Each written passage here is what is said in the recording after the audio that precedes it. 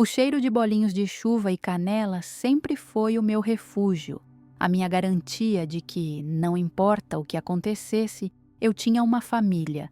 Mas naquela noite de Natal, o que era para ser o meu paraíso se tornou a minha prisão.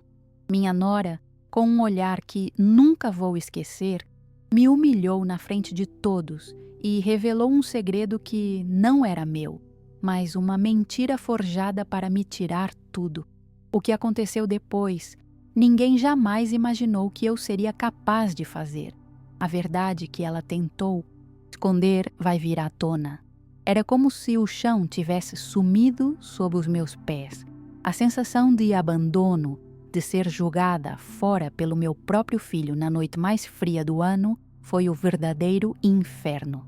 Essa história não é apenas sobre uma velha que foi traída, mas sobre como a injustiça pode te quebrar ou te fortalecer de uma maneira que você jamais imaginou.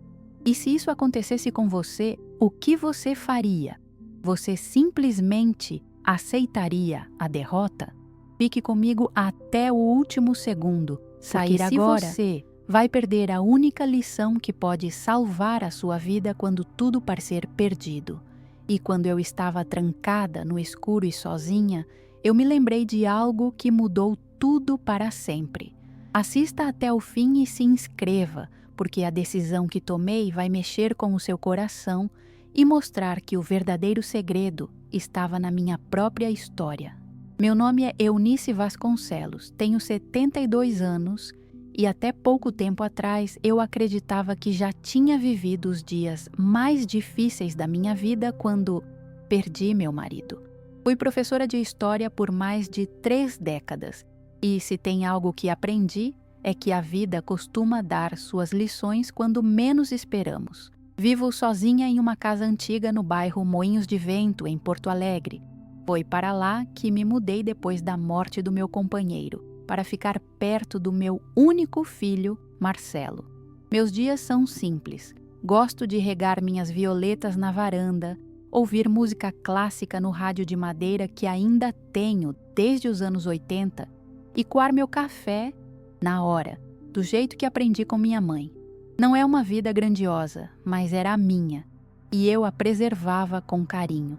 O Natal sempre foi meu ponto fraco. Desde que me conheço por gente, era a época em que a casa se enchia de vozes, de risadas, de cheiros de comida saindo do forno.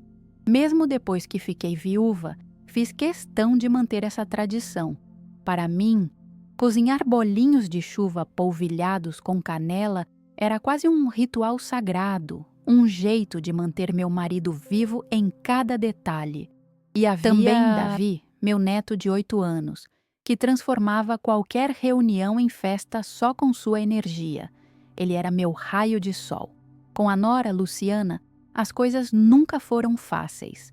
Sempre senti um olhar frio, calculista, como se ela estivesse me medindo o tempo inteiro, mas eu tolerava, porque acreditava que meu lugar de avó era mais importante do que qualquer rusga. Naquele ano, comecei os preparativos para o Natal com uma antecedência quase exagerada.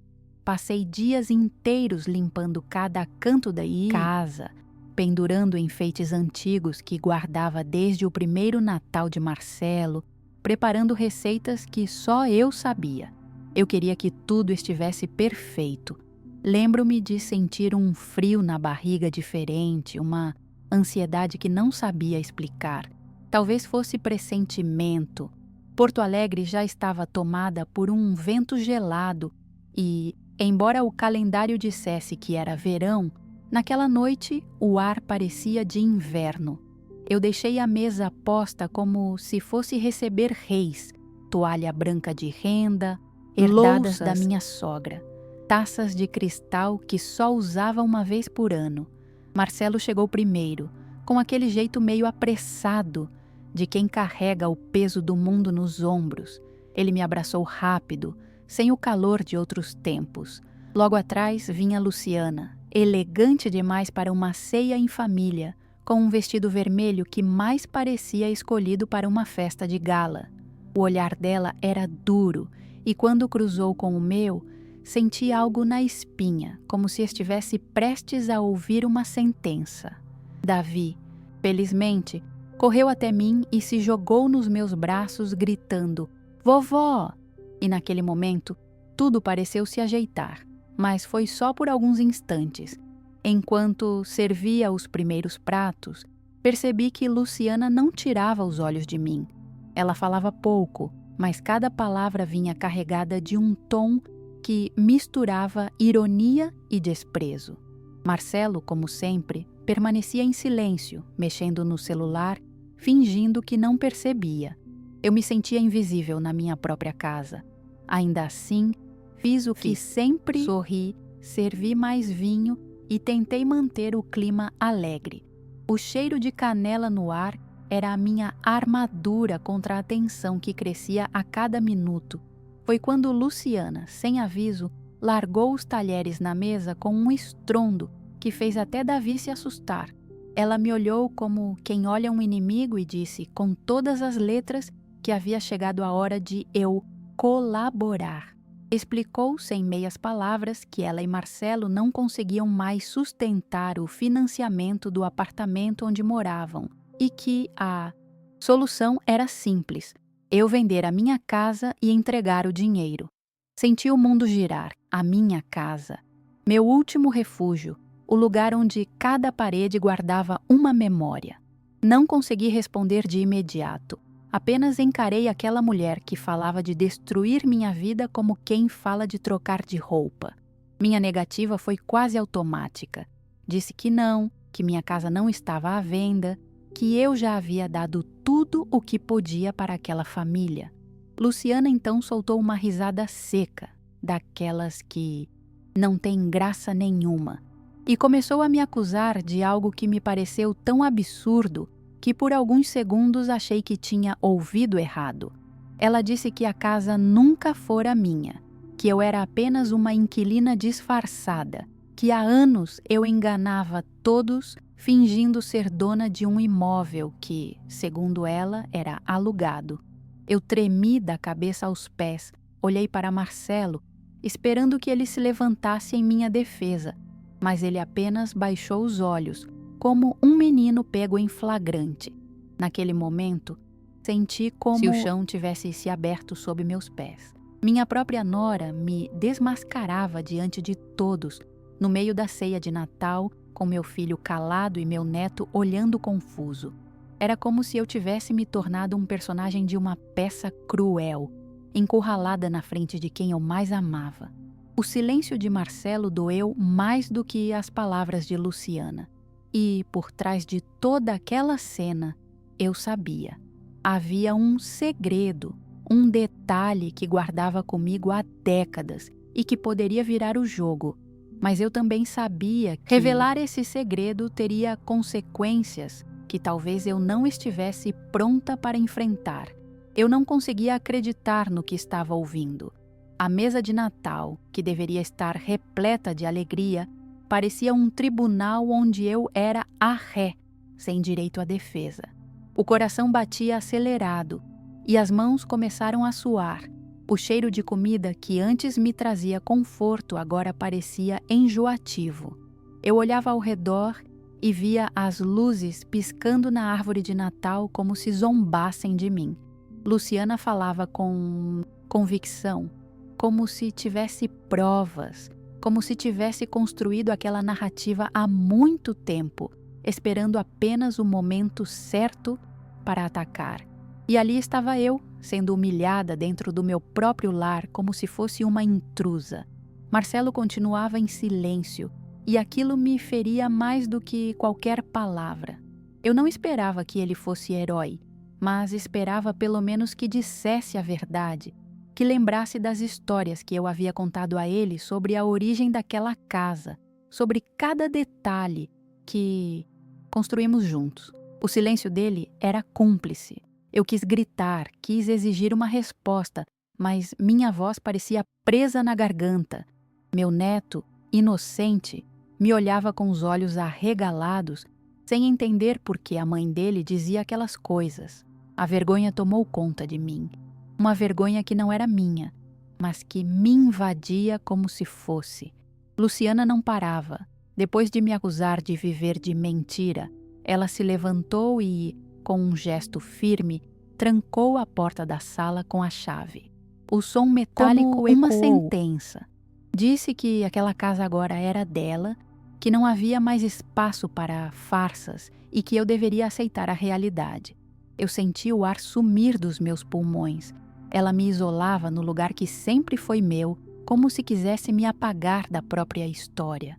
O peso daquela ação foi tão brutal que me vi cambaleando, segurando a cadeira para não cair.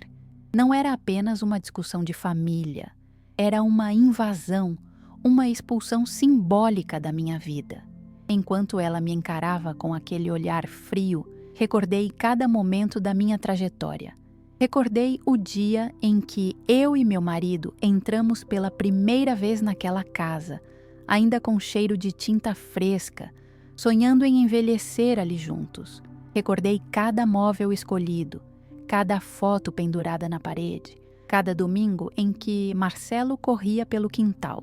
Tudo isso agora era tratado como um capricho, como uma mentira que eu teria inventado.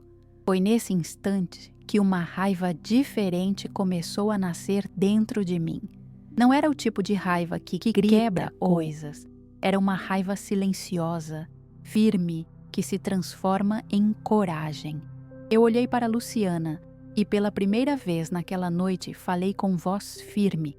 Disse que ela podia tentar me humilhar, mas que havia coisas que ela nunca entenderia porque nunca viveu com dignidade. Ela riu debochando, dizendo que minhas palavras não mudavam a realidade. Marcelo mais uma vez abaixou a cabeça e eu percebi que estava sozinha naquele campo de batalha. Mas por dentro, comecei a organizar meus pensamentos. Se havia um segredo que eu guardava há tanto tempo, talvez fosse hora de deixá-lo vir à tona.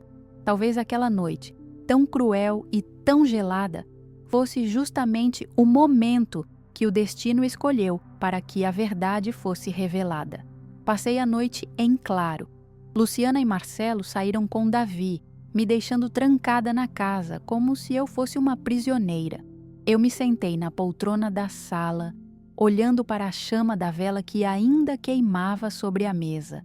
A cada estalo da cera derretendo, eu sentia como se fosse o tempo me dizendo que não podia mais adiar.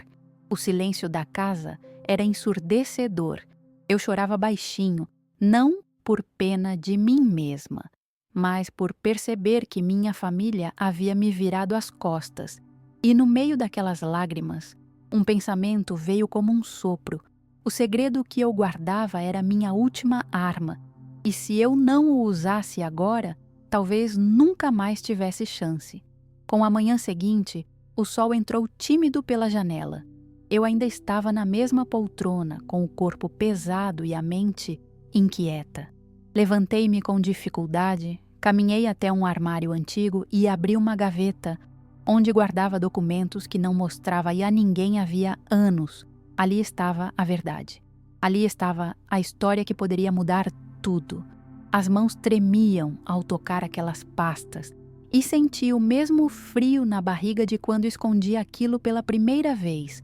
Eu sabia que, ao abrir aquele envelope e decidir falar, nada mais seria como antes. Mas eu também sabia que já não havia volta. Naquele instante, compreendi algo essencial. Eu tinha duas escolhas. Ou me calava e deixava que Luciana me destruísse, ou revelava tudo e enfrentava as consequências, custasse o que custasse. A coragem que eu nunca pensei que tivesse começou a crescer dentro de mim. Era como se cada memória da minha vida, cada aluno que um dia me ouviu em sala de aula, cada livro que eu li, cada aula de história que dei, estivesse me preparando para aquele momento. Eu não era apenas uma velha frágil. Eu era Eunice Vasconcelos e estava prestes a escrever o capítulo mais importante da minha própria história. No dia seguinte, Marcelo apareceu cedo, provavelmente enviado por Luciana para negociar comigo. Ele entrou sem olhar muito nos meus olhos, com um ar cansado, como quem já tinha aceitado que eu não tinha saída. Eu ainda estava com a mesma roupa da noite anterior e sei que minha aparência devia denunciar a noite insone que passei. Ele falou baixo, quase murmurando, dizendo que seria melhor para todos se eu aceitasse vender a casa, que era apenas uma questão de tempo até que eu não conseguisse mais viver sozinha ali. Foi nesse instante que percebi. Meu próprio filho tinha sido contaminado pela frieza da esposa. Ele não me via mais como mãe, mas como obstáculo. A dor dessa constatação foi tão grande que me deu forças para tomar uma decisão imediata. Respirei fundo, sentei-me à mesa e coloquei diante dele o envelope que havia tirado da gaveta naquela madrugada. Ele arregalou os olhos como se tivesse visto um fantasma. Disse calmamente que, dentro daquela pasta, havia documentos que contavam uma história que nem ele conhecia por completo. Marcelo tentou interromper. Disse que não queria confusão, mas eu continuei.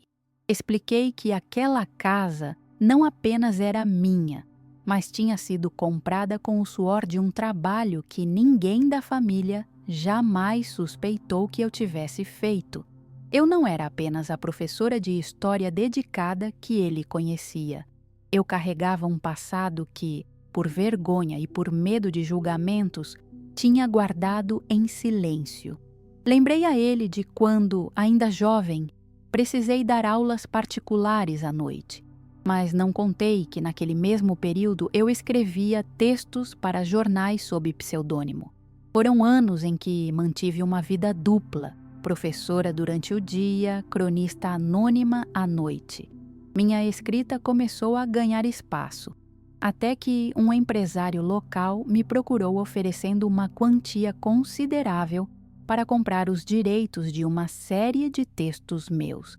Esse dinheiro foi o que me permitiu comprar a casa. Nunca contei isso para ninguém, nem para o meu marido, porque achava que ele poderia se sentir diminuído por não ter participado financeiramente da conquista. Marcelo ficou em silêncio e vi em seus olhos um misto de surpresa e incredulidade. Eu não queria me gabar, não era esse o ponto. O que eu queria era mostrar a ele que aquela casa não era fruto de um acaso, nem de uma mentira, mas do meu esforço silencioso. Disse também que tinha guardado recibos, contratos e até cartas do editor que confirmavam cada palavra. Marcelo pegou os papéis com as mãos trêmulas e começou a folhear, sem conseguir esconder o choque. Enquanto isso, eu sentia algo dentro de mim se reorganizando. Era como se, depois de décadas, eu finalmente pudesse respirar sem carregar aquele segredo sozinha. Pela primeira vez em muitos anos, senti que minha voz tinha peso de verdade, que não podia mais ser ignorada. Ele levantou os olhos e me perguntou por que nunca tinha contado nada. Eu disse que achava que ninguém acreditaria, e outra parte tinha medo de que a família me olhasse de um jeito diferente. Guardei aquilo como quem guarda uma ferida antiga, sem querer tocar, sem querer mexer. Mas agora não havia mais espaço para silêncios. Luciana tinha cruzado uma linha ao me trancar dentro da minha própria casa, e eu não podia mais permitir que a mentira dela fosse maior que a minha verdade. Marcelo, no entanto, parecia perdido. Ele não sabia se defendia a mãe ou se permanecia ao lado da esposa, e esse impasse me doía profundamente. Disse a ele que não o obrigaria a escolher, mas que eu também não permitiria ser expulsa do único lar que me restava. Olhei firme nos olhos dele e deixei claro: se Luciana continuasse com aquela farsa, eu não hesitaria em levar os documentos a público. Não era apenas uma questão de provar minha inocência, mas de mostrar quem ela realmente era. Eu, que sempre fui discreta, estava disposta a expor tudo se fosse necessário. Marcelo se não reconhecesse a mãe diante dele. Era a primeira vez que me via lutar sem medo, e talvez isso o tenha feito perceber o quanto já tinha me ferido com seu silêncio. Ele saiu sem dizer nada, levando consigo o envelope. Fechou a porta com um estalo que ecoou pela casa. Eu fiquei sozinha outra vez, mas dessa vez não me senti tão derrotada. Havia algo diferente no ar, uma chama acesa dentro de mim que não se apagaria tão facilmente. Enquanto arrumava a mesa da noite anterior, ainda com os pratos sujos e as velas queimadas até a metade, senti que a casa parecia me abraçar, como se aquelas paredes que testemunharam minha vida inteira estivessem me dizendo para resistir. E eu sabia que Luciana não desistiria tão fácil, que a guerra ainda estava longe de acabar. Mas, dentro de mim, algo já tinha mudado. Eu não era mais a mesma Eunice da véspera de Natal. Naquela tarde, o telefone tocou. Era Luciana, com a voz mais fria do que nunca. Disse que sabia que eu tinha inventado para confundir história. Marcelo, mas que isso não mudava nada. Afirmou que voltaria à noite para resolver tudo de uma vez. Eu desliguei o telefone sem responder. Pela primeira vez não senti medo, mas uma serenidade estranha, quase perigosa. Fui até a varanda, reguei minhas violetas e olhei para o céu cinzento de Porto Alegre. O vento frio batia no meu rosto, mas dentro de mim havia uma calma que eu nunca tinha sentido antes. Eu sabia que, acontecesse o que acontecesse naquela noite, eu não me calaria. Mas, quando anoiteceu, eu já estava pronta para o que viesse. Arrumei a sala de propósito, coloquei as louças de volta no armário, acendi uma vela sobre a mesa e deixei a pasta de documentos bem visível no centro. Não era apenas um gesto simbólico, era uma forma de dizer a mim mesma que não tinha mais nada a esconder. O silêncio da casa era cortado apenas pelo tic-tac do relógio antigo na parede, herança da minha mãe. Cada batida parecia marcar a contagem regressiva para o confronto inevitável. Eu não tinha medo do escândalo, não tinha medo da exposição. O que mais me apavorava era a ideia de que Marcelo poderia continuar escolhendo o silêncio. Luciana chegou primeiro, com passos firmes, como se fosse dona do lugar. O salto dos sapatos ecoava pelo corredor, um som metálico que me dava calafrios. Ela entrou e não me cumprimentou. Foi direto para a mesa e bateu a mão sobre a pasta de documentos. Disse com desdém que aquilo não provava nada, que eu podia ter inventado, fabricado tudo. A forma como ela falava me fez perceber que não se tratava apenas de dinheiro ou de uma casa.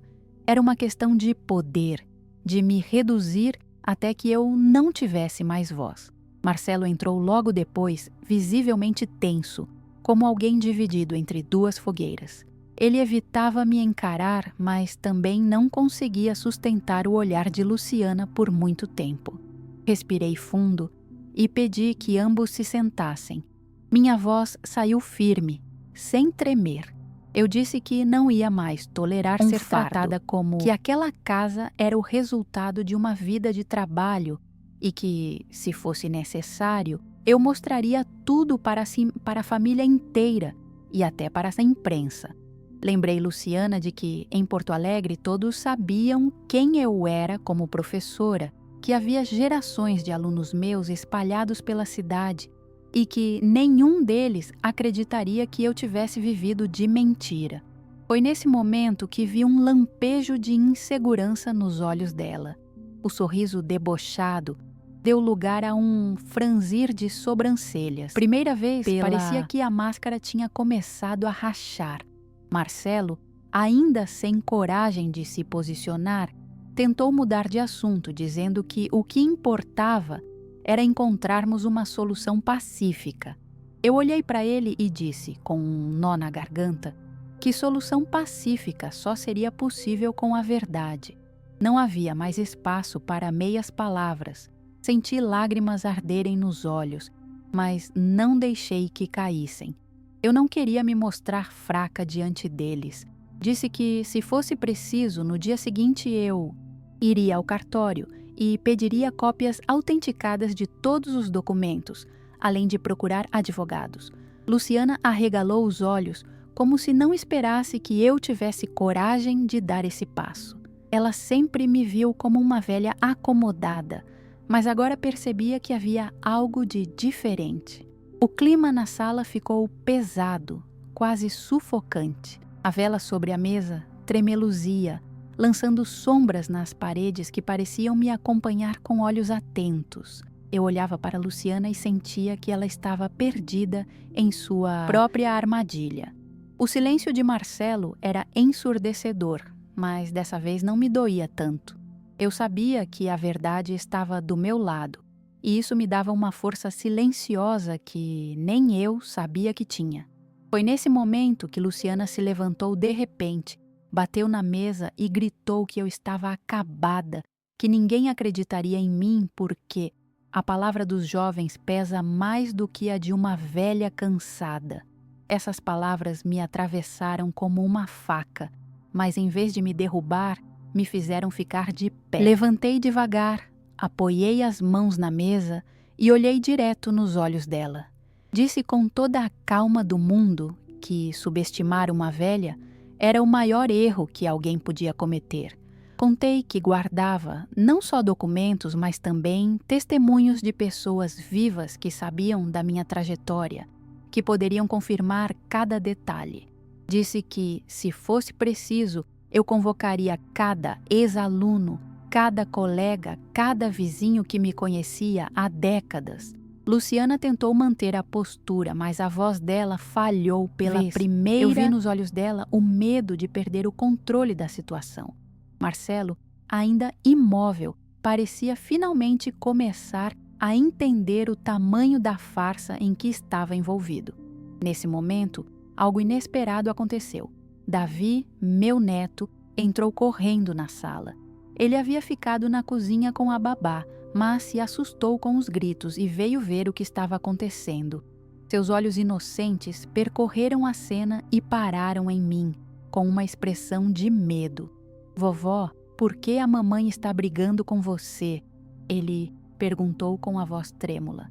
Aquele instante foi como um choque elétrico para todos nós. Marcelo abaixou a cabeça, Luciana tentou sorrir forçado. E eu senti uma dor imensa por ver meu neto exposto àquilo. Peguei a mão dele e disse que estava tudo bem, que às vezes os adultos se esquecem de como é importante falar a verdade. Minha voz saiu suave, mas carregada de significado. Eu queria que ele entendesse, mesmo sendo tão pequeno, que a verdade era a única saída. Luciana tentou tirar da sala, mas ele se agarrou na minha mão. E foi nesse gesto simples, nesse apego inocente, que encontrei a confirmação de que estava fazendo a coisa certa. Eu não podia deixar que aquela criança crescesse acreditando em uma mentira, vendo a avó como alguém que não era. Decidi, naquele instante, que não importava o que viesse depois. Eu revelaria tudo, até o último detalhe. Luciana me encarava com fúria, mas eu já não tinha medo. O silêncio que se instalou depois parecia anunciar que a batalha tinha mudado de rumo. E eu sabia que, de agora em diante, não havia mais volta. Depois da entrada de Davi na sala, percebi que a tensão havia atingido um ponto de não retorno. Luciana ainda tentava manter o controle, mas a presença do menino desarmava qualquer argumento. O olhar dele, limpo e curioso, expunha a crueldade da situação. Eu me abaixei, segurei as duas mãos dele e disse baixinho que a casa era nossa, que cada parede tinha uma história da família e que nada do que fosse dito poderia apagar. Isso. Davi assentiu, ainda sem compreender a gravidade do que estava acontecendo, mas se manteve firme ao meu lado. Era como se, sem perceber, ele tivesse se tornado o fio que me mantinha de pé naquela noite tão sombria. Marcelo, diante daquela cena, finalmente ergueu os olhos e me olhou de verdade. Eu vi ali um lampejo de arrependimento, uma fagulha da criança que um dia correu pelo quintal e acreditava em cada história que eu contava. Ele abriu a boca, tentou dizer algo, mas foi interrompido por Luciana, que levantou a voz, exigindo que ele não se deixasse manipular.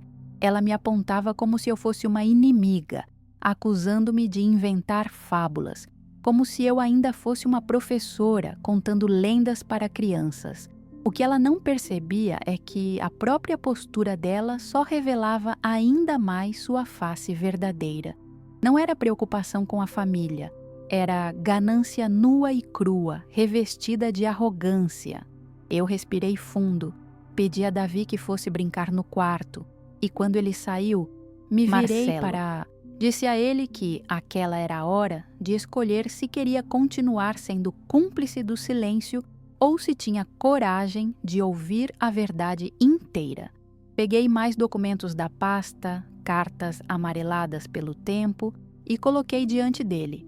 Eram correspondências trocadas com o editor que publicou minhas crônicas décadas atrás, assinadas com meu pseudônimo. Cada palavra estava ali, impressa com a tinta que resistiu ao passar dos anos, carregando provas incontestáveis. Marcelo leu em voz alta, cartas, a mão tremendo, a voz embargada. Eu vi como aquelas palavras mexeram com ele. Era como se cada linha derrubasse um muro de mentira que Luciana tinha erguido. Luciana tentou desdenhar, dizendo que aquilo não tinha valor nenhum, que qualquer pessoa poderia forjar documentos antigos. Mas sua voz já não tinha a mesma firmeza. Eu aproveitei a brecha e contei tudo, que tinha vendido os direitos dos meus textos, que aquele dinheiro foi investido na compra da casa e que desde então eu guardava os comprovantes como uma memória secreta do meu esforço. Confessei que nunca revelei por medo de ser julgada, por medo de que dissessem que eu não confiava na minha própria família. Enquanto falava, senti um alívio misturado à tristeza. Era doloroso abrir essa parte de mim, mas também libertador. Eu não estava mais escondida atrás do silêncio.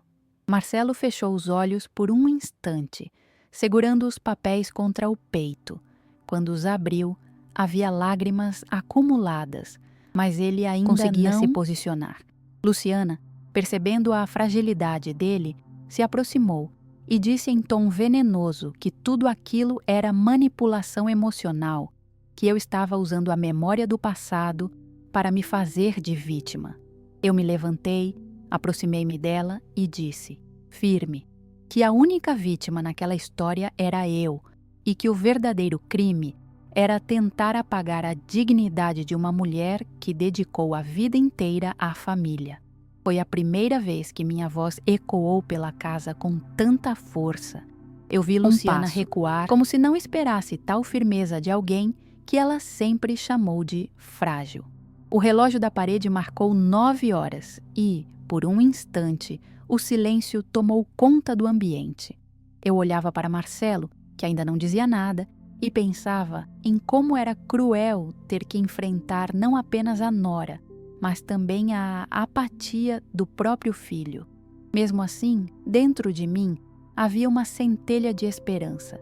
Se ele ainda tinha lágrimas nos olhos, ainda havia algo vivo nele, algo que podia despertar. Eu sabia que a batalha estava longe de terminar, mas já não me sentia derrotada. Eu tinha exposto meu segredo, mostrado minha verdade, e isso ninguém mais poderia me tirar. Naquela noite, depois que Luciana saiu furiosa pela porta, prometendo resolver as coisas de outra maneira, eu permaneci na sala com Marcelo. Ele estava sentado à mesa, as mãos cobrindo o rosto, respirando fundo. Fiquei em silêncio por alguns minutos, respeitando o tempo dele. Quando finalmente levantou a cabeça, me olhou com um misto de dor e vergonha. "Mãe, eu não sabia", ele disse, quase num sussurro. Eu apenas assenti porque não havia necessidade de dizer "eu sei". A ferida estava aberta, mas pela primeira vez senti que havia uma chance de cicatrizar. A noite de Natal tinha se transformado num campo de batalha, mas também num palco de revelações que mudariam nossas vidas para sempre. Ainda fiquei muito tempo acordada, olhando pela janela a rua vazia e silenciosa de Porto Alegre. O vento gelado balançava as cortinas e eu sentia o coração pulsar pesado, mas ao mesmo tempo firme. Eu sabia que Luciana não desistiria. Sabia que a vingança dela podia vir de várias formas e que eu precisaria estar preparada. Mas também sabia que não estava mais sozinha, porque finalmente tinha mostrado a Marcelo quem eu realmente era. E, acima de tudo, tinha mostrado a mim mesma que ainda havia força, coragem e dignidade dentro desta mulher de 72 anos que todos achavam frágil. O segredo já não era um peso, era minha armadura. Seguintes foram de silêncio tenso, como se cada respiração carregasse a ameaça de uma nova explosão. Luciana não voltou a casa imediatamente, mas eu sabia que aquilo era apenas uma trégua forçada, não uma desistência. A cada manhã, ao regar minhas violetas, eu olhava para a rua e imaginava em que momento ela surgiria novamente, pronta para mais uma batalha. Marcelo me visitava de forma intermitente, sem saber ao certo o que dizer. Ele parecia carregar o peso de duas lealdades conflitantes: esposa, que exigia submissão, e a da mãe, que clamava por dignidade. Eu não cobrava dele palavras grandiosas, apenas esperava por um gesto sincero, um olhar de apoio. Mas a verdade é que ele ainda se escondia atrás da própria indecisão. Foi apenas 3 dias depois, numa tarde nublada, que Luciana reapareceu. Chegou sozinha, com uma pasta preta nas mãos e um sorriso que mais parecia uma ameaça. Disse que tinha procurado advogados, que já estava em andamento um processo para contestar minha posse da casa. Eu a ouvia em silêncio, observando cada palavra que saía da boca dela, como quem observa o veneno escorrer de uma serpente. Ela falava de leis e documentos, como se pudesse apagar décadas da minha vida com uma assinatura. Mas o que me chamou mais atenção foi o brilho nos olhos dela. Não era apenas uma disputa material, era um jogo de humilhação. Ela queria me dobrar, me ver vencida, e isso eu já tinha decidido nunca aconteceria. Respirei fundo e fui até a estante da sala. Peguei álbum de fotografias antigas, daqueles com páginas amareladas e cheiro de guardado, coloquei-o sobre a mesa diante dela e comecei a folhear. Cada foto mostrava um pedaço da minha vida dentro daquela casa. Aniversários, ceias, reuniões de amigos, domingos preguiçosos. Eu a olhei nos olhos e disse que um lar não se mede apenas por documentos, mas por memórias. Que ainda que ela conseguisse me arrancar dali, jamais conseguiria apagar o que aquelas paredes testemunharam. Luciana deu uma risada e disse que memórias não valem nada em tribunal. Mas eu percebi, pelo jeito como desviou o olhar, que havia sido tocada, ainda que por um segundo. Naquela mesma noite, Marcelo veio sozinho. Ele parecia mais abatido do que nunca e, pela primeira vez em muitos anos, pediu desculpas. Não foram desculpas completas, cheias de explicações, mas apenas 2 palavras ditas com voz baixa. Me perdoa. Eu senti os olhos marejarem, mas não respondi imediatamente. Esperei que ele continuasse. Finalmente disse que Luciana estava fora de controle, que tinha ido longe demais, mas que ele não sabia como enfrentar a situação sem perder a família que construiu. Eu então disse, com toda a calma do mundo, que a família dele não estava em risco por causa da verdade, mas sim pela mentira. Se ele continuasse permitindo que a esposa destruísse as bases de respeito e justiça, o que sobraria para Davi? Essas palavras pareceram atravessá-lo como uma flecha. Marcelo passou as mãos pelo cabelo. Disse que sentia vergonha de mim e por mim. Vergonha por ter ficado calado na ceia de Natal. Vergonha por ter aceitado o veneno de Luciana como se fosse natural.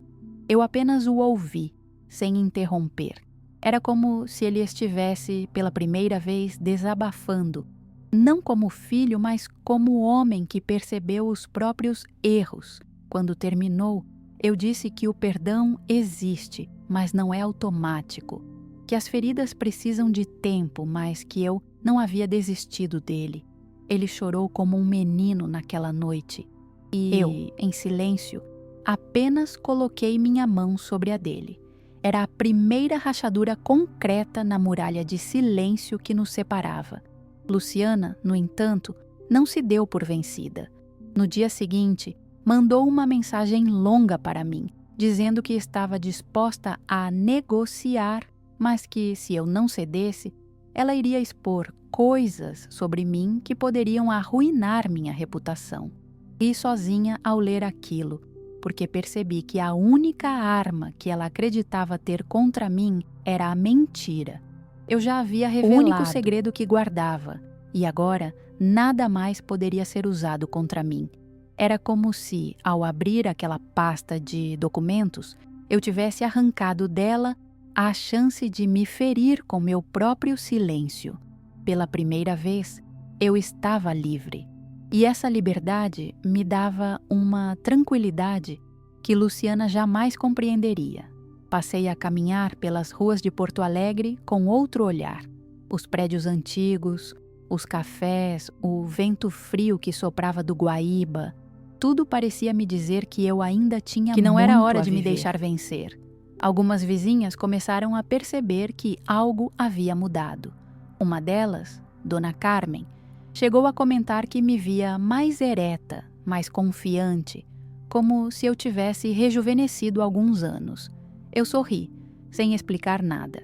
Era como carregar um segredo novo, o segredo da minha força redescoberta. Eu já não era a idosa frágil que Luciana imaginava. Eu era uma mulher pronta para lutar até o fim. Naquela noite, ao me deitar, pensei em tudo o que havia acontecido. A humilhação da ceia, o silêncio de Marcelo, a crueldade de Luciana e depois a revelação do meu segredo, a libertação da minha própria voz. Era como se um ciclo tivesse se rompido dentro de mim. Ainda havia muito pela frente. Processos, discussões, talvez mais ataques. Mas, no fundo, eu sabia que a pior batalha já tinha sido vencida. Eu tinha vencido a mim mesma, vencido o medo de falar, vencido o peso do silêncio. E com isso, qualquer coisa que viesse depois já não teria o mesmo poder de me destruir. A previsão que eu tinha feito se confirmou. Luciana não demorou a partir para o ataque público. No fim daquela semana, ela começou a espalhar boatos entre parentes distantes e até vizinhos mais próximos, dizendo que eu sofria de lapsos de memória, que estava começando a confundir datas e documentos, insinuando que eu poderia estar com algum tipo de demência. Foi cruel ouvir isso vindo de alguém que deveria ser parte da família, mas ao mesmo tempo eu já estava preparada. Eu sabia que ela tentaria me atacar onde mais doía, na credibilidade. Era como se ela acreditasse que enfraquecer minha mente seria suficiente para apagar minha verdade. Decidi não me esconder. No domingo seguinte, quando a família costumava se reunir na casa da minha irmã mais velha, aceitei o convite e fui. Entrei de cabeça erguida, levando comigo não apenas os documentos, mas a convicção de que precisava falar. No início, percebi olhares desconfiados, cochichos nos cantos, uma atmosfera carregada de incerteza. Mas, quando me sentei à mesa e comecei a falar calmamente, senti que cada palavra encontrava seu espaço. Contei como comprei a casa, mostrei as cartas e recibos, expliquei por que guardei o segredo todos esses anos e, principalmente, disse que não estava disposta a permitir que ninguém reescrevesse minha história. O silêncio que se seguiu foi pesado, mas aos poucos as reações surgiram. Minha irmã, que sempre foi mais dura comigo, me abraçou e disse que nunca duvidou do meu caráter. Um primo distante comentou que lembrava de ter lido algumas das crônicas que eu escrevia sob pseudônimo, sem saber que eram minhas. E, o mais marcante, Alguns ex-alunos que ainda mantêm contato com a família se manifestaram, lembrando das vezes em que eu falava sobre o valor da verdade em sala de aula. Essas vozes começaram a se somar à minha, formando uma rede inesperada de apoio. Eu percebi naquele momento que Luciana tinha subestimado o poder das raízes que construí ao longo da vida. Marcelo soube do que aconteceu, ficou dividido entre o orgulho e a vergonha. Disse que nunca imaginou que eu teria tamanha coragem de enfrentar a família inteira e que sentia um misto de alívio e arrependimento. Eu respondi que não buscava aplausos, mas apenas justiça. Disse que ainda doía a lembrança da ceia de Natal, quando ele escolheu o silêncio em vez da mãe, mas que eu estava disposta a caminhar com ele se ele também tivesse coragem de mudar. Ele chorou outra vez e eu percebi que, pouco a pouco, o muro que Luciana havia construído em torno dele começava a desmoronar. Luciana, por outro lado, ficou furiosa com minha exposição. No dia seguinte, recebi uma ligação dela carregada de insultos. Disse que eu estava transformando todos contra ela, que eu queria me fazer de mártir, e jurou que ainda não tinha mostrado todas as cartas que guardava. Eu ouvi em silêncio e, pela primeira vez, senti pena. Pena porque percebi que ela não tinha mais argumentos, apenas ameaças vazias. Cada palavra dela parecia vir carregada de medo de perder o controle. Era como se o castelo de mentiras que ela havia erguido começasse a ruir, pedra por pedra, diante da força de algo simples e inquebrantável: a verdade. Foi nesse período que encontrei aliados inesperados. Uma vizinha, Dona Carmen, bateu em minha porta com um bolo de fubá e disse que, se precisasse de testemunho, ela confirmaria quantas vezes me viu chegar tarde em casa, depois de longas noites escrevendo, quando Crônicas eu ainda para o jornal. assinava. Outro vizinho, seu Henrique, que trabalhou como contador na época, afirmou que lembrava de ter visto meu nome em contratos da editora. Pequenos gestos, pequenas memórias, mas que juntos se tornavam uma muralha a meu favor. Aquilo me fez entender que eu nunca tinha estado tão sozinha quanto pensei. Aos poucos, a narrativa foi se invertendo. O que começou como uma tentativa de me manchar acabou servindo para reforçar minha dignidade. Pessoas começaram a me oferecer procurar, apoio, outras apenas por curiosidade, querendo ouvir minha versão. Eu me mantive firme, sempre contando a verdade com serenidade, sem exageros nem raiva. Essa postura pareceu incomodar ainda mais Luciana, porque a frieza dela contrastava com a calma que eu conseguia manter. A guerra já não era apenas sobre uma casa, era sobre quem tinha credibilidade, quem tinha raízes, quem tinha história. E nesse jogo, eu sabia que levava vantagem. Naquele fim de semana, sentei-me na varanda com meu rádio antigo, ouvindo uma sonata de Beethoven enquanto o sol se punha atrás das árvores do bairro Moinhos de Vento. Senti o vento frio tocar meu rosto e pensei em tudo o que estava acontecendo. Eu, que um dia achei que envelheceria em silêncio, agora me via no centro de uma disputa que revelava forças que eu nem sabia que ainda tinha. A luta ainda não havia acabado, mas, pela primeira vez em muito tempo, eu sentia que não era apenas sobrevivência. Era uma vitória em construção. Vitória não era só minha, era também de cada memória, cada gesto, cada verdade que nunca pôde ser apagada. Não demorou muito para que Luciana endurecesse ainda mais sua postura. Dias depois, recebi uma notificação judicial.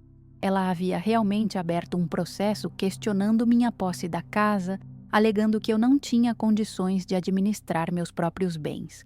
Aquilo era mais do que uma afronta. Era uma tentativa de me declarar incapaz, como se eu não tivesse mais lucidez para decidir sobre minha própria vida. Quando li aquelas palavras, senti uma mistura de raiva e incredulidade.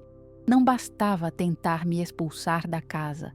Agora ela queria me arrancar até o direito de ser dona de mim mesma. Por alguns minutos, confesso, pensei que não teria forças para enfrentar tamanha crueldade. Mas logo, o desespero deu lugar a uma determinação quase teimosa. Liguei para um antigo colega de profissão, o Dr. Álvaro, que além de ter sido professor de história comigo, hoje era advogado aposentado, mas ainda atuava em alguns casos.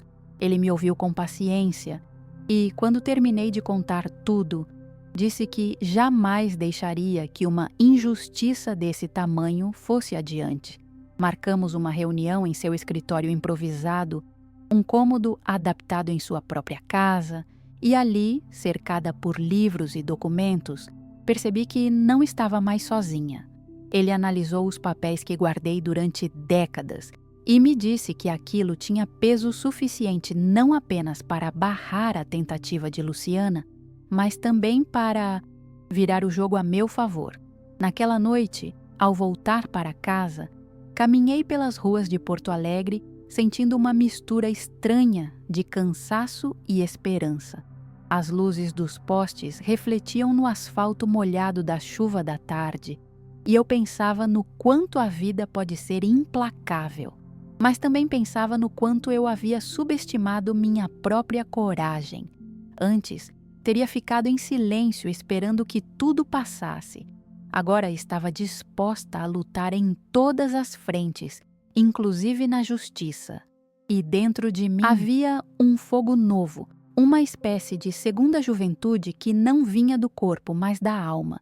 Marcelo apareceu em minha casa naquela mesma semana. Ele parecia abatido, mas havia algo diferente em seu olhar. Sentou-se comigo à mesa e, em silêncio, colocou diante de mim uma carta escrita à mão. Era um pedido de desculpas, não apenas pelo silêncio da noite de Natal, mas por todos os anos em que permitiu que Luciana plantasse dúvidas entre nós. Eu li cada palavra com lágrimas nos olhos. Ele disse que não sabia como reparar tudo, mas que queria estar ao meu lado dali em diante, independentemente das consequências. Abracei meu filho como se fosse a primeira vez em muito tempo. E naquele abraço, senti que a ferida ainda existia, mas começava a cicatrizar. Claro que Luciana não aceitou a mudança dele de forma pacífica.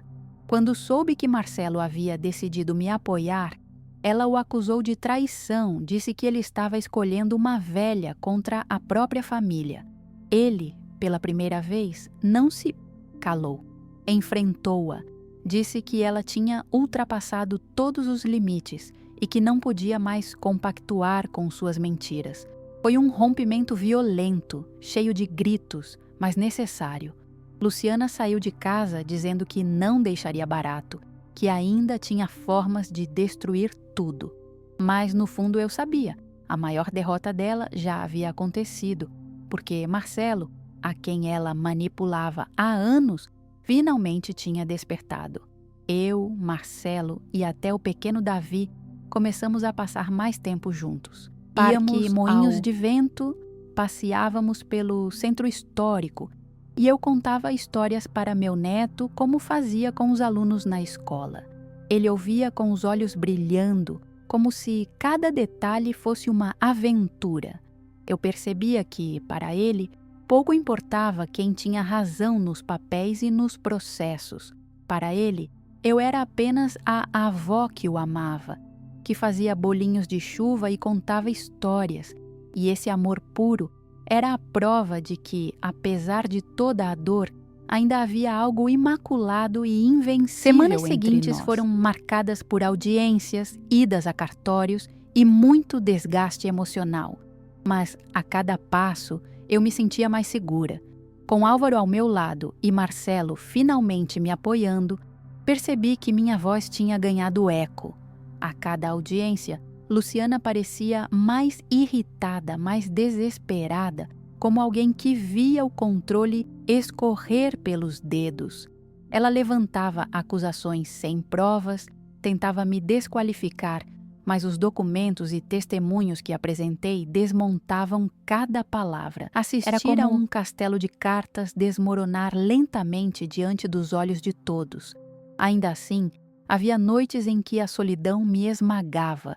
Eu deitava na cama e sentia o coração apertado, lembrando da ceia de Natal, da humilhação, do silêncio cruel do meu filho. A memória ainda doía como uma ferida aberta, mas, ao mesmo tempo, eu sabia que aquela noite havia sido também o início da minha virada. Era como se, para nascer de novo, eu tivesse que passar pelo fogo. E naquele fogo, o segredo que eu guardei por tanto tempo deixou de ser apenas um fardo e se transformou na minha arma mais poderosa. A verdade, afinal, não é apenas um fato, é também uma libertação. O processo judicial começou a ganhar contornos mais sérios e logo percebi que não era apenas uma questão de papéis, era também uma disputa de narrativas. Luciana aparecia nas audiências sempre impecável, com roupas caras e um discurso ensaiado, tentando se passar por esposa dedicada e nora preocupada. Ela repetia que só queria Marcelo e Davi, que temia que eu estivesse perdendo a noção das coisas e que, por isso, insistia em tomar a frente. Eu a ouvia com calma, sem interromper, mas por dentro sentia o coração bater forte. Era revoltante ser tratada como incapaz, mas ao mesmo tempo eu percebia que cada exagero dela era uma peça a mais para desmontar em frente ao juiz. Com Álvaro ao meu lado, as coisas começaram a se equilibrar. Ele trazia provas, mostrava recibos antigos, contratos assinados, cartas que confirmavam a compra da casa com o dinheiro do meu trabalho como cronista. Eu mesma, quando tinha a palavra, falava com firmeza e clareza, como se estivesse em sala de aula diante dos meus antigos alunos. O juiz parecia atento e eu notava em seus olhos um respeito silencioso pela minha postura. Não havia vitimismo, apenas a convicção de quem sabe a própria história. Esse contraste me fortalecia. Enquanto Luciana tentava pintar um quadro de decadência, eu mostrava vitalidade e lucidez. Inesperado foi o movimento que começou fora do tribunal. Alguns ex-alunos, ao saberem da situação, decidiram se manifestar publicamente.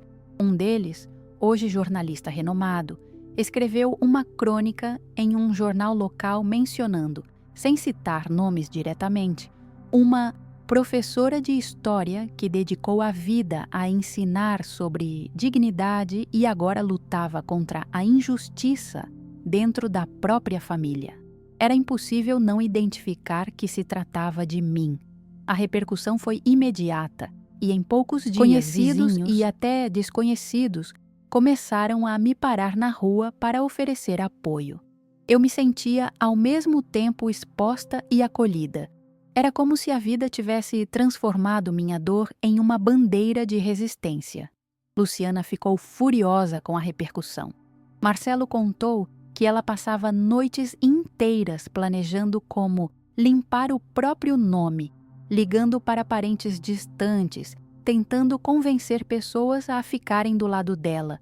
Mas quanto mais ela insistia, mais sua imagem se desgastava. Contra-atacar. Eu não precisava. A verdade estava fazendo o trabalho por mim. Essa constatação me trouxe uma paz profunda. Pela primeira vez em meses, consegui dormir uma noite inteira sem acordar assustada. Era como se, lentamente, eu estivesse recuperando não apenas minha dignidade, mas também minha paz interior. Davi, meu neto, também começou a sentir os reflexos da situação. Um dia, chegou até mim e perguntou se era verdade que eu não estava bem da cabeça, como alguns haviam insinuado. Aquilo me cortou o coração.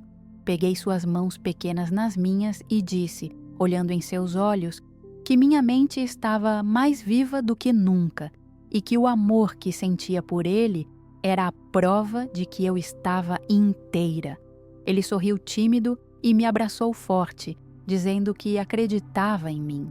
Naquele abraço, percebi que, acima de qualquer processo ou disputa, o mais importante era preservar a confiança daquela criança, que via em mim não uma acusada, mas uma avó. As audiências se prolongaram por semanas, e cada dia parecia... Havia momentos em que eu saía exausta, com vontade de desistir de tudo, mas ao chegar em casa e olhar para minhas violetas, lembrava de que não podia ceder. Aquelas flores delicadas que eu regava todos os dias se tornaram um símbolo da minha resistência, frágeis à primeira vista, mas persistentes, sempre renascendo. Pensei em quantas vezes, durante minha vida, subestimei a força que tinha. E agora, no outono da minha existência, era justamente essa força que me mantinha de pé. Marcelo, apesar de todo o conflito interno, começou a se aproximar de mim de maneira mais constante. Ele passou a me visitar quase todos os dias, ajudava com pequenas coisas da casa e às vezes apenas ficava em silêncio ao meu lado, tomando café. Não era preciso dizer muito. Aquele silêncio já não era o da indiferença, mas o da presença. Eu percebia em seus gestos uma tentativa de reparar o que havia deixado ruir entre nós. E ainda que a dor da ceia de Natal continuasse latejando, eu sentia que nosso vínculo começava a ser reconstruído, tijolo por tijolo. Ainda assim, havia uma sombra no horizonte. Luciana não desistiria facilmente. O processo estava em andamento e, embora as provas estivessem a meu favor, eu sabia que pessoas cruéis não aceitam derrotas com facilidade. Muitas vezes me peguei pensando no que mais ela poderia inventar, em quais outras armas tentaria usar contra mim. Mas, ao mesmo tempo, havia dentro de mim uma certeza que se fortalecia a cada dia. Mentira pode até abalar temporariamente, mas a verdade, cedo ou tarde, encontra seu caminho. E era justamente esse caminho que eu estava trilhando, com passos firmes, mesmo que lentos. A cada nova audiência, eu sentia que o cerco se fechava mais contra Luciana. Ela falava com arrogância, mas sua voz já não carregava a mesma confiança. O juiz, embora imparcial, deixava escapar olhares que denunciavam impaciência com suas contradições. Em uma das sessões, ela chegou a apresentar testemunhas que alegavam nunca ter ouvido falar do meu passado como cronista. Mas Álvaro, sempre atento, rebateu imediatamente, mostrando recortes de jornais e comprovando a autoria por meio de registros oficiais. Foi um golpe certeiro. Naquele instante, percebi que Luciana não estava apenas perdendo espaço no tribunal, mas também desmoronando diante de todos que antes a viam como uma mulher firme e respeitável. Fora do tribunal, o clima também mudava. Pessoas que antes se calavam passaram a me procurar. Uma aluna antiga, hoje, já com filhos adolescentes, apareceu na minha porta com um presente. Um caderno cheio de anotações de aulas minhas, guardado por mais de 30 anos. Ela disse que eu tinha sido a professora que a ensinou a não se calar diante de injustiças. Segurei aquele caderno nas mãos e senti as lágrimas caírem. Ali estava a prova viva de que a minha vida não tinha sido em vão, de que eu tinha deixado marcas no mundo que ninguém poderia apagar. Esse gesto simples, mais do que qualquer, reforçou dentro de mim a certeza de que estava fazendo o que era certo. Marcelo acompanhava tudo de perto, cada vez mais presente e mais firme. Ele já não evitava enfrentar Luciana, e embora ainda demonstrasse dor por vê-la se afundar em suas próprias mentiras, estava do meu lado sem hesitar. Um dia, depois de uma audiência particularmente tensa, ele me disse que nunca se perdoaria por ter se calado naquela ceia de Natal. Eu respondi que o perdão não se constrói em uma frase, mas dia a dia, nas escolhas que fazemos depois de errar. E, naquele momento, percebi que ele estava tentando, com cada gesto, reconstruir o elo que havia sido rompido. Isso, por si só, já era uma vitória. Luciana, por sua vez, começou a demonstrar sinais de desespero.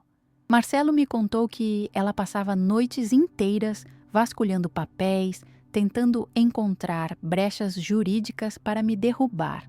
Também ouvi rumores de que ela chorava em público, dizendo-se vítima de uma injustiça cruel de uma sogra rancorosa. Era a inversão completa dos papéis. Quem havia me humilhado, trancado dentro de casa na noite de Natal, agora tentava se colocar como mártir. Mas o que ela não percebia era que a máscara já tinha caído. A comunidade, os parentes, até as pessoas mais distantes começavam a enxergar sua verdadeira face. Foi nessa fase que decidi preparar algo maior. Até então, eu tinha revelado apenas parte da minha história, mostrando as provas da compra da casa e meu passado como cronista. Mas Durante anos recebi direitos autorais por reedições de alguns textos, valores que nunca usei completamente e que, em segredo, eu tinha investido em uma pequena aplicação financeira. O saldo, acumulado ao longo das décadas, era significativo. Eu nunca falei sobre isso com ninguém, nem com Marcelo. Guardava como um recurso para emergências. Agora, porém, percebia que talvez fosse a hora de trazer essa informação à luz, como a peça final que desmontaria qualquer dúvida sobre minha independência e lucidez. Álvaro foi o primeiro a saber. Levei a ele os extratos antigos, comprovando que, além da casa, eu tinha reservas próprias. Ele me olhou com surpresa e depois, com um sorriso que misturava orgulho e admiração. Disse que aquilo era a pá de cal em qualquer argumento de incapacidade. Eu não apenas tinha comprado a casa com meu esforço, mas também havia administrado recursos ao longo de anos, provando minha autonomia. Ele me aconselhou a usar essa carta apenas no momento decisivo do processo, quando pudesse ser um golpe definitivo contra Luciana. Concordei. Era como guardar uma última flecha na aljava, esperando o instante certo para disparar. Enquanto isso, eu seguia com minha rotina.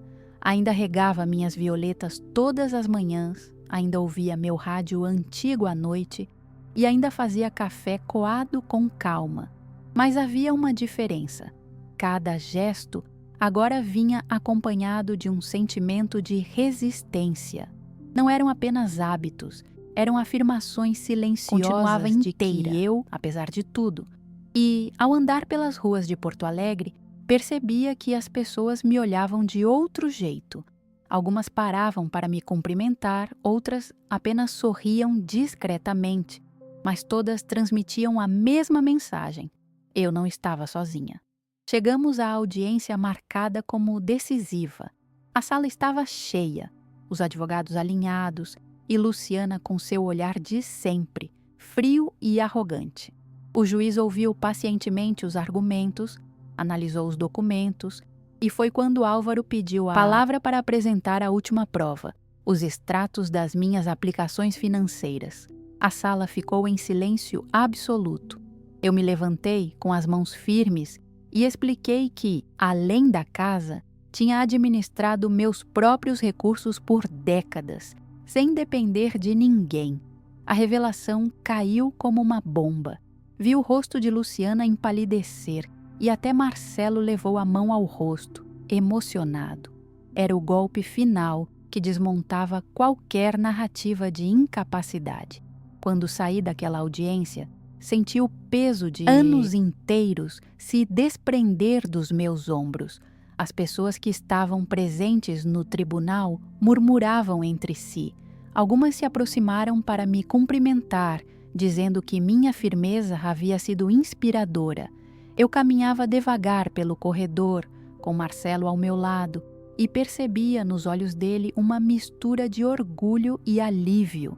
Ele segurou minha mão em silêncio, e esse gesto simples valeu mais do que qualquer palavra. Foi como se, naquele instante, ele tivesse finalmente escolhido de vez ficar ao lado da verdade, do meu lado, mesmo que isso significasse confrontar a mulher com quem dividia a vida.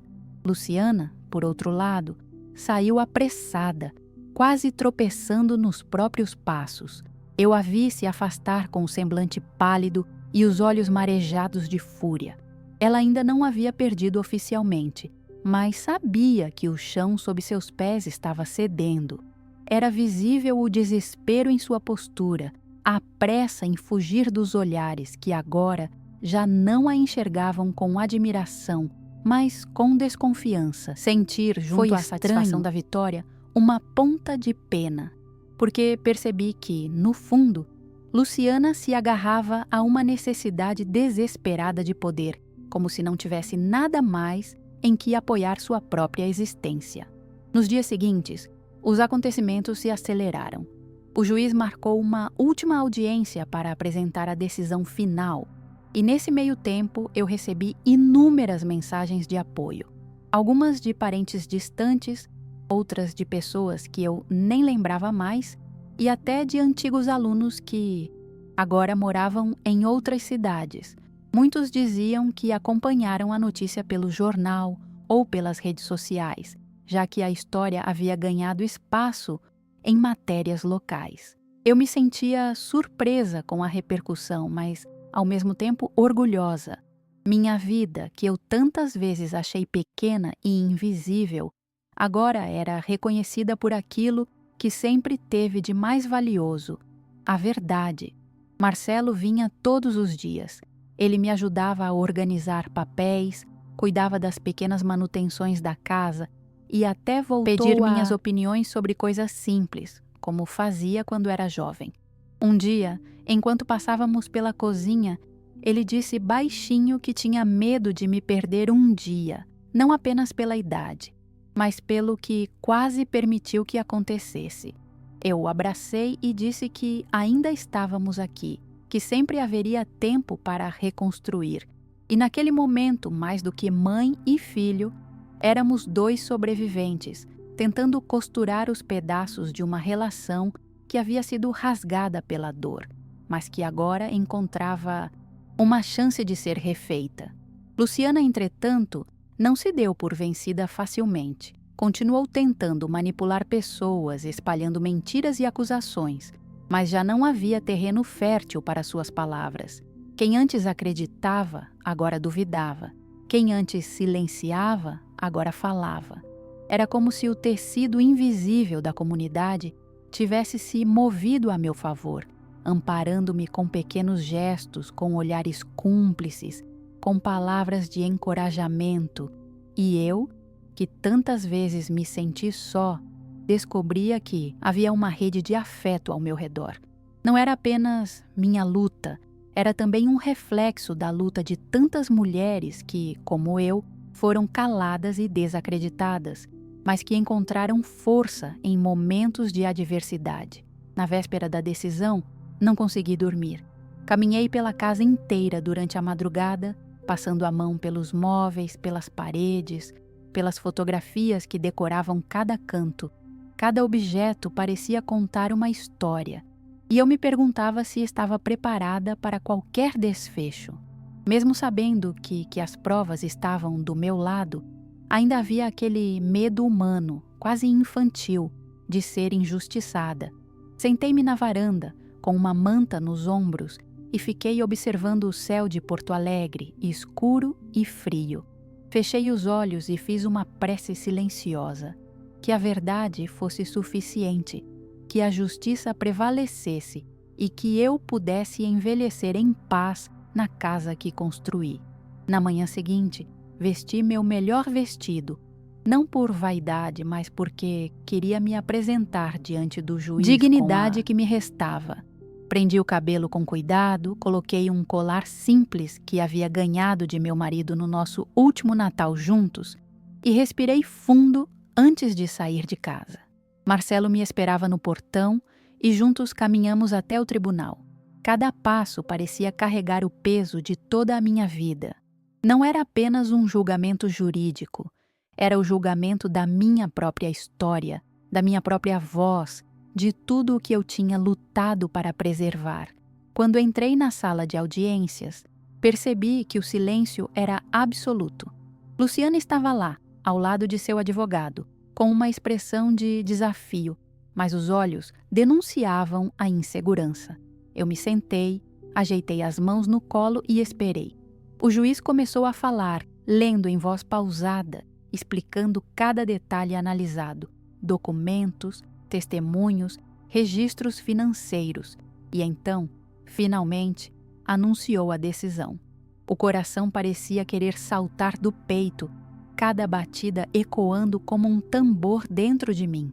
Eu não conseguia olhar para ninguém. Apenas esperava pelas palavras que definiriam meu destino. As palavras do juiz ecoaram pela sala como sinos graves, pesadas e definitivas.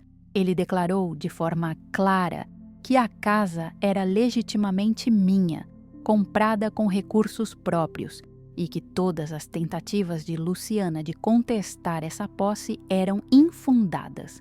Mais do que isso, ele rejeitou o pedido de interdição, afirmando que as provas da minha lucidez e da minha autonomia eram incontestáveis. Cada frase era como uma chave cadeado em meu destrancando peito. Eu respirei fundo, senti os olhos se encherem de lágrimas e deixei que elas corressem livremente. Não eram lágrimas de dor, mas de alívio, de vitória, de justiça. Naquele instante, o silêncio da sala parecia respeitar a gravidade daquele desfecho. Luciana, ao ouvir a decisão, perdeu o controle. Levantou-se bruscamente, protestando em voz alta, acusando o juiz de parcialidade, dizendo que tudo era uma farsa armada contra ela. O advogado dela tentou contê-la, puxando-a pelo braço, mas ela continuava a gritar fora de si. Foi uma cena constrangedora, mas reveladora. Todos que estavam presentes puderam ver sua máscara cair de vez. O juiz pediu ordem, ameaçou suspender a sessão e ela acabou se retirando com passos rápidos, enquanto as pessoas ao redor balançavam a cabeça em reprovação. Naquele momento, eu percebi que Luciana já não era uma ameaça real. O tribunal havia reconhecido minha verdade, e isso ninguém mais poderia contestar. Marcelo, sentado ao meu lado, começou a chorar silenciosamente. Colocou a mão sobre a minha e sussurrou que eu era mais forte do que ele jamais imaginou. Eu apenas apertei sua mão de volta, sem dizer nada. A vitória não precisava de discursos, mas dentro de mim algo se rearranjava. Era como se o elo que havia sido quebrado naquela ceia de Natal começasse a ser reconstruído ali, diante do juiz, diante de todos. E, embora a ferida ainda estivesse aberta, eu sabia que a cicatrização já tinha começado. Pela primeira vez em muito tempo, eu sentia que havia esperança para nós dois. Quando saímos do tribunal, fomos recebidos por algumas pessoas que esperavam do lado de fora. Algumas batiam palmas discretamente, outras apenas sorriam. Uma senhora se aproximou e disse que havia sido minha aluna 40 anos atrás e que estava orgulhosa de me ver resistir com tanta dignidade. Eu a abracei emocionada, sentindo o peso da história se transformar em afeto. Porto Alegre, que tantas vezes me pareceu uma cidade fria e distante, agora se mostrava acolhedora, cheia de vozes que reconheciam meu valor. Era como se cada rua, cada prédio, cada esquina me dissesse: você não está sozinha. Naquela noite, de volta à minha casa, sentei-me na varanda com Marcelo e Davi. Preparei bolinhos de chuva como sempre fazia nos natais, e o cheiro de canela se espalhou pela casa. Davi ria, contando histórias da escola, enquanto Marcelo permanecia em silêncio, observando. Em certo momento, ele disse que queria pedir desculpas apenas como filho, mas como homem. Disse que tinha deixado o medo e a omissão destruírem a confiança entre nós e que jamais se perdoaria por ter me deixado sozinha na noite em que mais precisei dele. Eu respirei fundo e respondi que o perdão se constrói, que não é dado de uma vez só, mas que eu estava disposta a caminhar com ele nesse processo. O abraço que demos naquele momento foi mais verdadeiro do que qualquer palavra. Luciana, ao contrário, sumiu por alguns dias. Não atendia telefonemas, não aparecia em compromissos, e eu soube por conhecidos que havia ido para a casa de uma amiga em outra cidade. Não me surpreendeu. Quando alguém perde o controle que acreditava ter sobre os outros, geralmente se esconde até encontrar uma nova estratégia. Mas, pela primeira vez, isso já não me preocupava. Eu sabia que qualquer coisa que viesse dela não teria mais a mesma força. A verdade havia sido dita, reconhecida e registrada oficialmente. Não havia mais espaço para mentiras se sustentarem. Mesmo assim, confesso que, naquela semana, tive pesadelos recorrentes. Sonhava que estava novamente trancada dentro da casa na noite de Natal, ouvindo as acusações cruéis, sentindo o frio cortar minha pele. Acordava assustada, com o coração acelerado, e demorava para perceber que tudo já havia passado. A ferida emocional ainda era profunda, mas, com o tempo, aprendi que os traumas não desaparecem de uma vez só. Eles vão se dissolvendo lentamente a cada gesto de afeto, a cada vez que o silêncio da noite não é mais um inimigo. E era isso que eu começava a experimentar, um renascimento silencioso. Com o tempo, percebi que a vitória no tribunal não era apenas minha, era também a vitória de todas as mulheres que um dia foram desacreditadas, subestimadas ou silenciadas. Muitas vieram até mim, algumas em pessoa, outras por mensagens, dizendo que se inspiravam na minha coragem. Eu, que nunca me vi como heroína, comecei a compreender que resistir mesmo na velhice político é um ato de amor próprio que ecoa além de nós. E, embora o processo tivesse sido doloroso, eu finalmente entendia que minha vida não era apenas feita de pequenos rituais de silêncio, mas também de batalhas vencidas com dignidade. Os dias após a decisão foram de um silêncio diferente dentro de casa. Já não era o silêncio da humilhação ou do abandono, mas um silêncio de reorganização, como se cada parede respirasse comigo, tentando assimilar o que havia acontecido. Eu caminhava pela varanda, sentindo que a casa, tão ameaçada de ser tirada de mim, agora me devolvia a sensação de pertencimento. Era como se ela tivesse resistido junto comigo, sustentando cada lágrima, cada noite mal dormida. A vitória no tribunal trouxe alívio, mas também me deixou exausta, e percebi que ainda havia um caminho longo de cura emocional pela frente. Marcelo, talvez pela primeira vez desde jovem, começou a passar mais tempo dentro da minha casa do que na sua. Às vezes, vinha sozinho, para tomar um café comigo. Outras vezes, trazia Davi, e ficávamos os três juntos, conversando na varanda, enquanto o menino brincava com suas miniaturas no chão. Eu observava meu filho em silêncio, notando o quanto a vida o havia endurecido, mas também percebendo o quanto ainda havia nele daquele menino que corria pelo quintal quando era pequeno. Nossas conversas eram pausadas, carregadas de não ditos, mas cada gesto, cada olhar reconstruía lentamente o elo que havia sido rompido. Davi, inocente e espontâneo, foi quem mais ajudou nesse processo. Ele não perguntava sobre o que havia acontecido, não se importava com processos ou disputas. Para ele, eu era apenas a avó que sabia contar histórias e fazer bolinhos de chuva.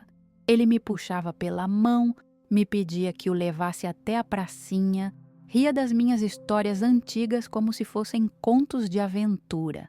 Esse amor sem exigências foi um bálsamo para mim.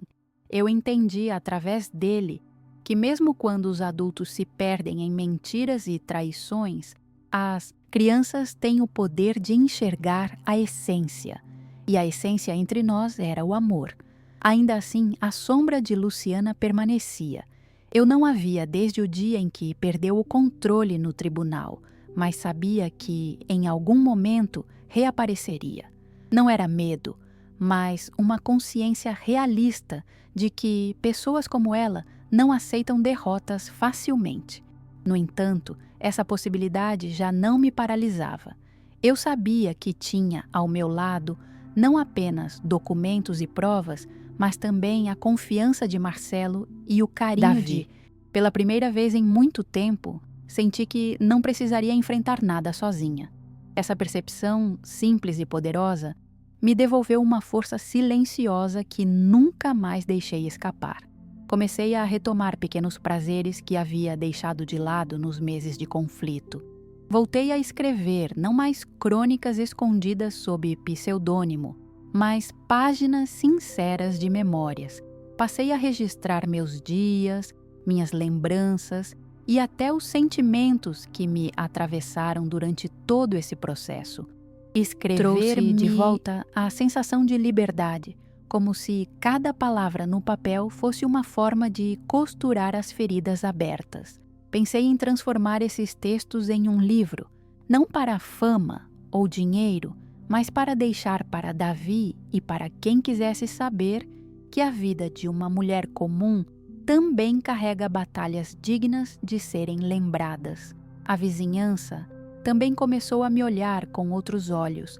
Algumas pessoas me chamavam de corajosa, outras apenas me ofereciam um sorriso respeitoso quando eu passava. Até quem sugerisse que eu deveria dar uma palestra sobre minha experiência. Eu ri da ideia, mas por dentro me senti honrada.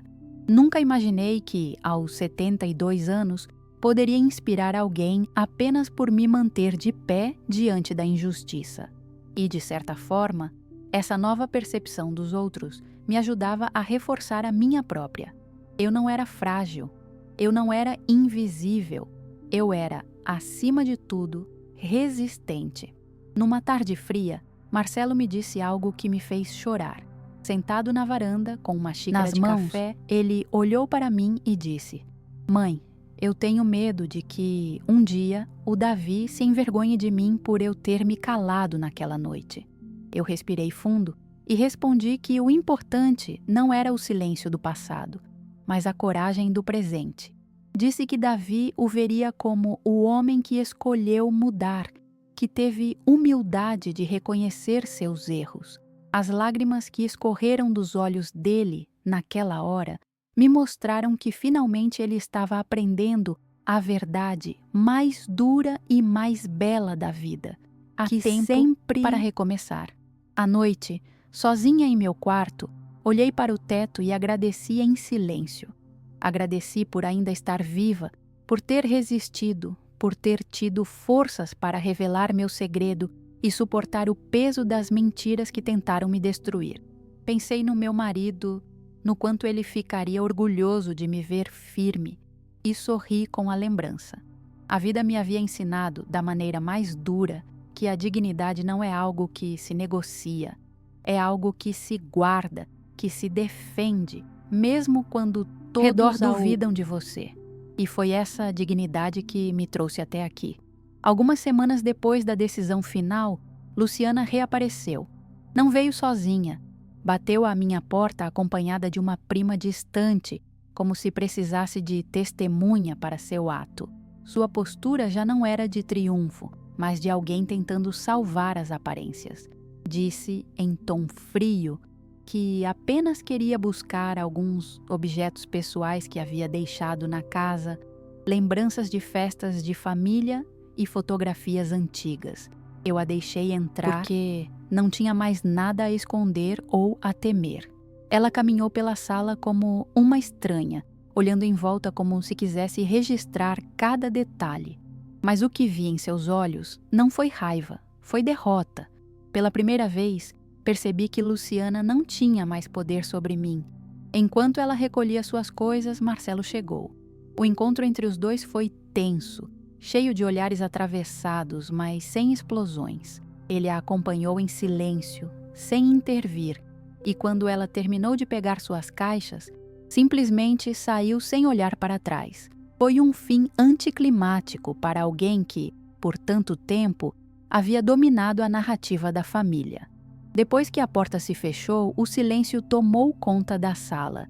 Marcelo se aproximou de mim e disse que aquele capítulo, enfim, estava encerrado. Eu apenas assenti, sentindo um alívio que não cabia em palavras. O peso finalmente havia se dissipado. Nos dias seguintes, comecei a reorganizar a casa com novos olhos. Decidi tirar alguns móveis antigos, doar roupas, objetos que já não faziam sentido guardar. Era um gesto simbólico. Eu não queria que a casa fosse apenas um museu do passado, mas também um espaço para o presente. Coloquei novas cortinas, pintei um dos quartos e até comprei vasos de flores diferentes para a varanda. As violetas continuavam lá, firmes como sempre, mas agora se juntavam a outras cores, outras formas. Era como se eu dissesse a mim mesma: a vida continua e ela pode florescer novamente. Marcelo ofereceu-se para me ajudar com reformas maiores. Disse que queria pintar comigo, consertar pequenas rachaduras, trocar a iluminação. Aceitei, não pela necessidade, mas pelo gesto. Passamos tardes inteiras mexendo na casa e cada martelada, cada pincelada parecia reconstruir também a nossa relação.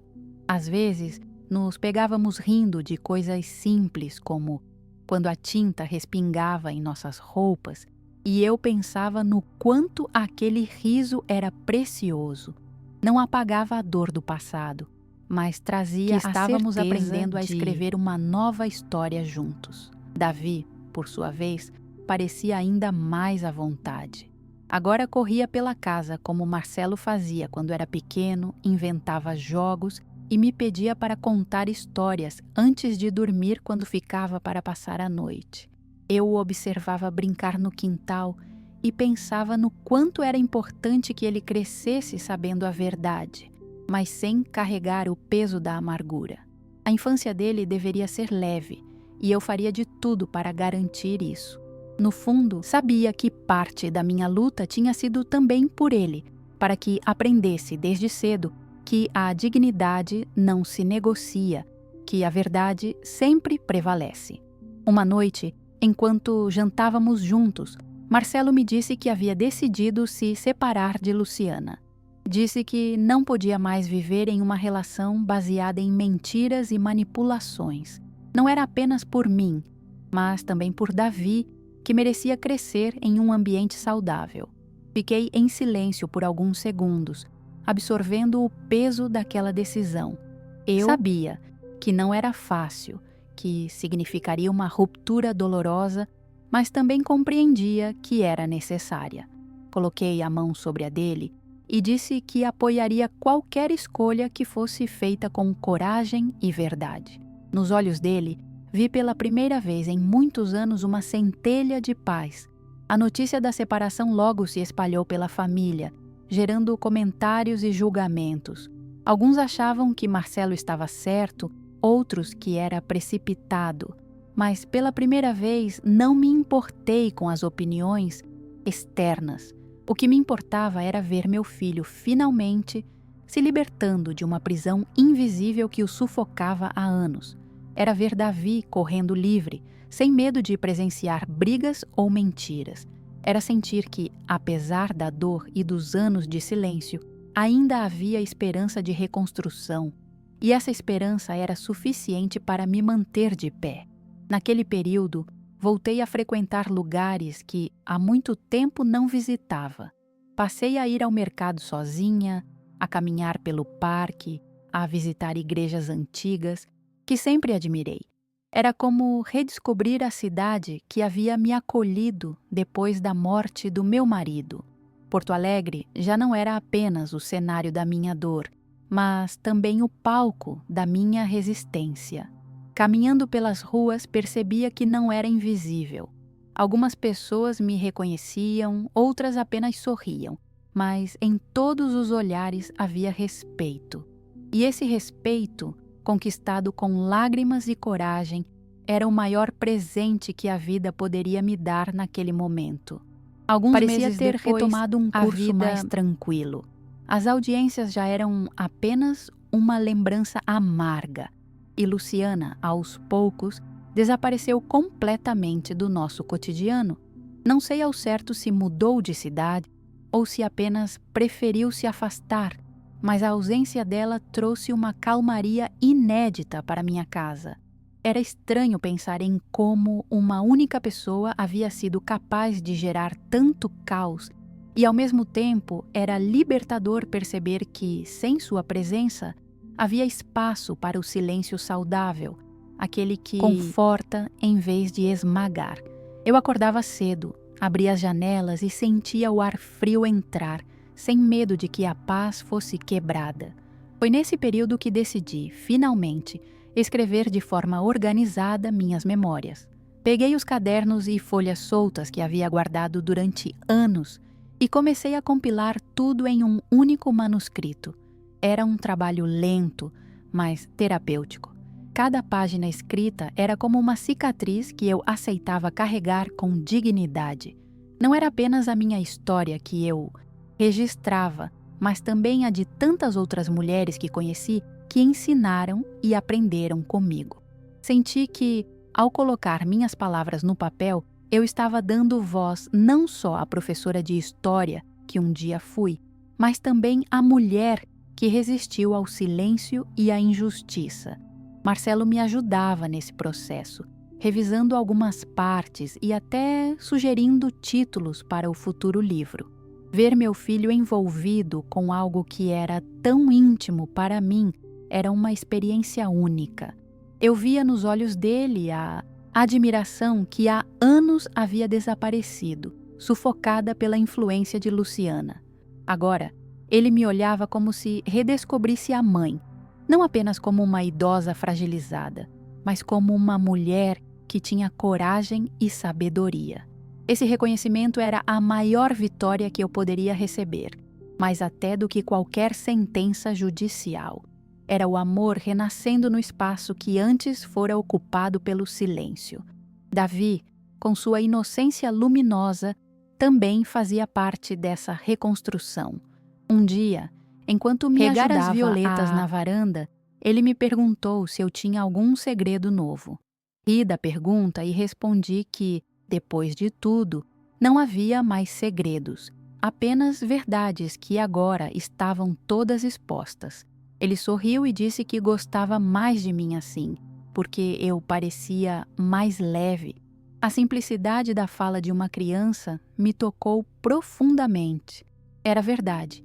Eu estava mais leve. O peso de carregar sozinha minha história havia sido substituído pela serenidade de compartilhá-la.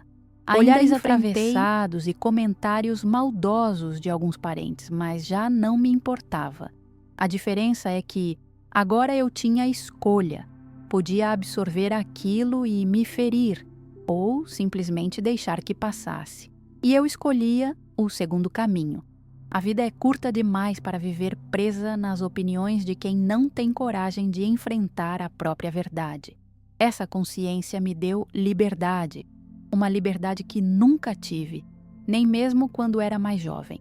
Era como se, enfim, eu tivesse aprendido a viver de acordo com minhas próprias regras, sem medo de julgamento. Com o tempo, percebi que a casa já não era apenas um espaço físico, mas um símbolo da minha resistência. Cada parede contava a história não apenas do amor que construí com meu marido, mas também da batalha que enfrentei para mantê-la. Olhar para aquelas paredes me fazia lembrar que não sou feita apenas de memórias passadas, mas também de escolhas presentes. A casa, que quase me foi arrancada, agora era um troféu silencioso da minha dignidade. Eu sabia que, um dia, deixaria esse legado para Davi, não como herança material, mas como exemplo de coragem. Na última ceia de Natal que celebramos juntos, a atmosfera foi completamente diferente. A mesa estava posta como sempre, com os bolinhos de chuva espalhando o cheiro de canela pelo ar. Marcelo ajudava na cozinha, Davi corria pela sala rindo alto, e eu observava tudo com um misto de nostalgia e gratidão. Era impossível não lembrar da ceia do ano anterior, marcada pela humilhação dor e pela... Mas, ao mesmo tempo, era reconfortante perceber o quanto as coisas haviam mudado em tão pouco tempo. O que antes foi uma noite de trevas, agora era uma celebração de recomeço. E nesse contraste estava a prova viva de que a vida sempre pode ser reinventada. Naquela noite, enquanto brindávamos, pensei em tudo o que havia vivido e senti que, de alguma forma, minha história estava completa. Eu tinha enfrentado a crueldade, revelado meu segredo, recuperado minha dignidade e reconstruído o Tessitiui, amor do meu filho. Mais do que isso, tinha mostrado ao meu neto que a verdade é inegociável e que mesmo quando todos parecem contra nós, é possível resistir. Deitei-me mais tarde com o coração tranquilo e pela primeira vez em muitos anos dormi sem pesadelos. Sabia que ainda havia muito por viver, mas também sabia que, acontecesse o que acontecesse, nada nem ninguém poderia tirar de mim a certeza de que lutei e venci de pé. No fim, tudo o que ficou foi a certeza de que a verdade encontra um jeito de se impor, mesmo quando parece impossível. A casa, as memórias e a dignidade de Dona Eunice permaneceram intactas, porque ela não abriu mão de quem era. E talvez seja isso o que mais nos inspira, a força silenciosa de não desistir de si mesmo. E você já viveu algum momento em que precisou defender sua própria verdade, mesmo quando parecia que todos estavam contra? Me conta nos comentários, porque sua história também pode ajudar alguém que esteja passando por algo parecido. Se achar que essa mensagem pode tocar outra pessoa, compartilha.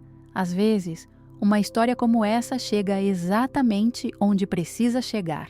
E, se quiser continuar acompanhando relatos reais de coragem e superação como este, fica comigo por aqui.